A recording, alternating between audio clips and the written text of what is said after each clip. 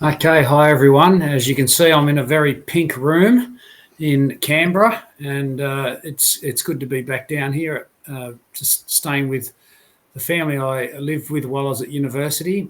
But I'm feeling the Canberra temperature. It's about -4 degrees today, which is about 20 odd degrees Fahrenheit for you Americans. But we've had a very busy week. We've spoken at a couple of churches in the Newcastle area and a school in the Lake Macquarie area with about 60 students and maybe a dozen adults as well, because it was combined with homeschoolers, and that went really well. We have also done a bunch of fossil collecting throughout the region of Newcastle before travelling down here to Canberra. Okay. So yeah, this is Derek and I. Derek is sitting next to me actually right here. We can introduce him to everybody in a minute. But we went to this cliff face there. You can see the sharp boundaries between the layers. No evidences there of weathering or soil formations, or as Glenn would tell us, there's no bioturbation there. But we did find a bunch of dicridium fossils, fern fossils there. But unfortunately, we had them sitting on a rock. You can just see just behind us there, we had them sitting up on one of those rocks. But then a big wave came in, saturated Derek in particular, and took all our fossils. So thankfully, it didn't wash Derek away. But anyway, it was a bit exciting. Earlier in the week, we went to Caves Beach, and we were looking for polystrate tree fossils, and there's a good one that we found up in the cliff. Climbed up to it and got a bit of a shot there, just with a bit of scale. And there's a number of them there. The one on the left is probably the best one we came across in the time we had available. And there's another one there you can see that's traversing across various strata.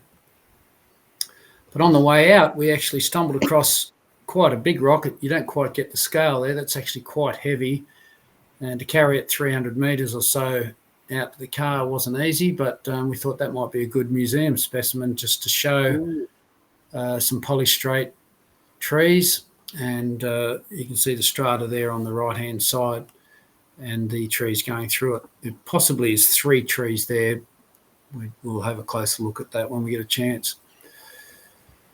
Yeah, so you can see the coal above my hat there, but also the petrified piece of timber beneath it. So there's lots of interesting things to have a look at, looking at coastal cliffs, as long as the cliff doesn't fall down on top of you.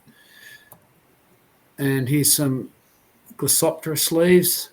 We haven't got these in Tasmania to my knowledge, or there might be some in places, but we haven't been to those places yet. But there was absolutely millions of these just in the rocks that we were looking at, and this was a particularly good specimen we were able to get.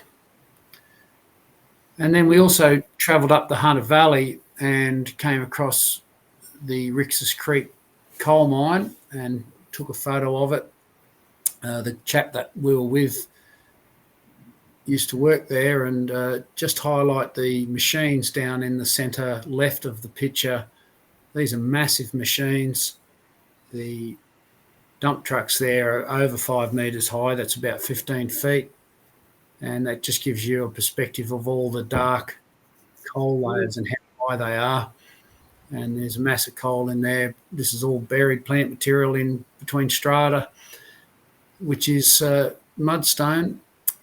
And you can just imagine the event of Noah's flood burying all that. And John might comment on it and how it reflects the strata machine experiments that we do.